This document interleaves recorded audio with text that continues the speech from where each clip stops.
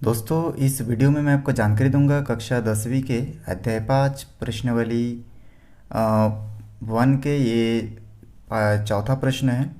तो इस वीडियो में मैं आपको बताऊंगा कि इसको कैसे आप आसानी से हल कर सकते हैं। वीडियो को शुरू से आखिरी तक देखते रहिए। यहाँ पे देखिए, जो चौथा प्रश्न है इम्पोर्टेंट है, एग्ज़ाम में पूछा जाता है।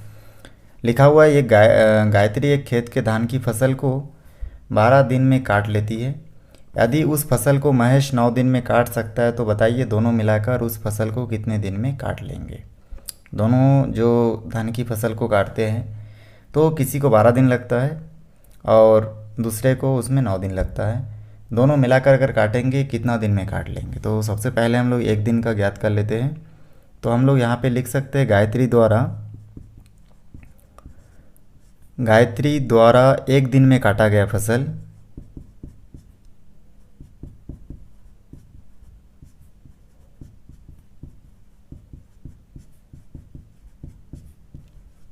और यहाँ पे आप लिख सकते हैं 1/12, ठीक ना, क्योंकि 12 दिन में फसल काटते हैं तो एक दिन में 1/12 हो जाएगा।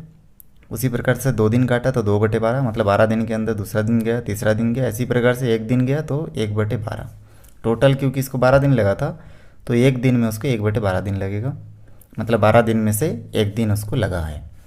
उसी प्रकार से महेश ने 9 दिन में काटा तो हम लोग यहाँ पे लिख सकते तथा महेश द्वारा एक दिन में काटा गया फसल।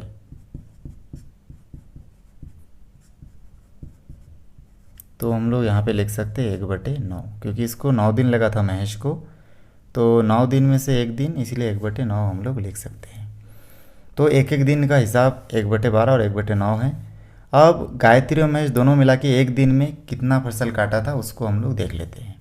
तो यहाँ पे हम लोग नोट करेंगे, गायत्री और महेश द्वारा एक दिन में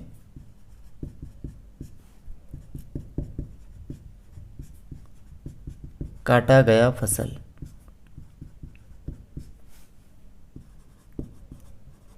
अब एक दिन में कितना काटा, तो एक एक दिन का तो हम लोग लिख लिया। अब दोनों के एक एक दिन वाले जितना फसल काटते हैं उनको हम लोग लिख लेंगे इस प्रकार से 1/12 प्लस 1/9। तो ये क्या है, आपका एक एक दिन का हिसाब किताब है। इसमें हम लोग जानते हैं हल करने के लिए हम लोग तिर्यक गुना करते हैं। तो तिर्यक गुना में क्या होता है, इसमें देखिए 12 के साथ 9 का गुना होगा, ठीक है। इस निशान का हम लोग उपयोग करते हैं तिर्यक गुना में। बटे के नीचे सीधा गुना और बटे के ऊपर तिर्यक गुना, मतलब तिरछा गुना होता है, ठीक ना, क्रॉस होगा इसमें।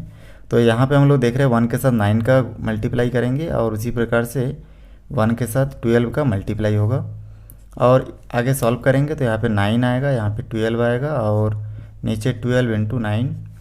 इसको और भी सॉल्व करेंगे तो यहाँ से हम लोग प्राप्त कर सकते हैं 9 और 12 हो जाएगा आपका 21, और यहाँ पे प्राप्त हो जाएगा 12 और 9।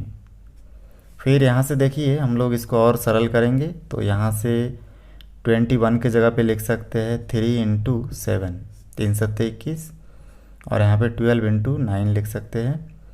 3 से मैं यहाँ पे 9 को काट सकता हूँ, 3 3 9, तो ऊपर खाली 7 बचा, नीचे देखिए 3 12 के 36। तो इस प्रकार 7/36 हमारा बचा हुआ है, ठीक ना। दोनों मिला के 7/36 क्या करते हैं, फसल काटते हैं। तो ये हमको प्राप्त हुआ। इसके आगे भी और सॉल्व कर सकते हैं हम लोग। तो इसके आगे मैं नोट कर सकता हूँ कि अगर ऐसे इन लोग टोटल 7/36 फसल को काटते हैं तो पूरा दोनों मिला के पूरे फसल को काटने में, क्योंकि एक दिन में काटता है इतना फसल, तो पूरे दिन में कितना काटा होगा। तो पूरे दिन में कितना काटा होगा उसको पता करने के लिए हम लोग क्या करेंगे, यहाँ पे लिखेंगे पूरा खेत दोनों मिलाकर, ठीक ना, पूरे खेत दोनों मिलाकर कितना दिन में काटता है। तो हम लोग यहाँ पे इसको पलट के लिखेंगे 36/7, क्योंकि एक एक दिन का हिसाब है ये, और पूरे दिन को मिलाएंगे तो पूरा दिन कैसा होगा, 12 दिन 9 दिन ऐसा होगा, ठीक ना। और एक दिन मतलब 1/9, पूरा दिन मतलब खाली 9, तो उसी प्रकार से ये जो हम लोग संख्या मिला है हमको 7/36, ये क्या है, एक दिन का है। तो पूरे दिन का पता करने के लिए ये 36 को और 7 को आपस में पलटा देंगे, मतलब अंश को हर की जगह और हर को अंश की जगह पे लिख देंगे। इस प्रकार से हम लोग देख पा रहे हैं कि यहाँ पे 36/7 आया है। और इसको अगर भाग देंगे हम लोग तो यहाँ से कितना प्राप्त होगा, चलिए देखते हैं। तो 7 से अगर 36 को भाग देंगे तो यहाँ पे हम लोग देख रहे हैं 7 पंजे 35, शेषफल 1 बच रहा है। तो इस शेषफल को हम लोग भागफल के यहाँ पे बटे दे के शेषफल को ऊपर और भाजक को नीचे लिख सकते हैं। तो ये जो 36/7 है, इसको हम लोग मिश्र भिन्न के रूप में लिख सकते हैं 5/1/7। इसको फिर रिटर्न गुना करेंगे तो 5 7 35 होगा और ऊपर जोड़ेंगे तो 36, तो फिर 36/7 प्राप्त होगा। तो इस प्रकार से 5 1/7 दिन में, ठीक ना, पूरा खेत दोनों मिला के 5 1/7 दिन में काटता है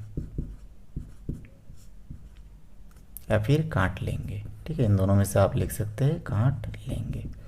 तो बहुत आसानी से हमारा जो ये गणित था ये सॉल्व हो चुका है।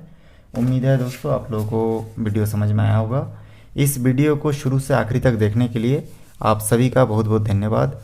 ठीक ना, आगे भी आप लोग देखते रहिए और वीडियो को अभी तक सब्सक्राइब नहीं किए, मेरे चैनल को लाइक नहीं किए वीडियो को, तो सब्सक्राइब कर दीजिए।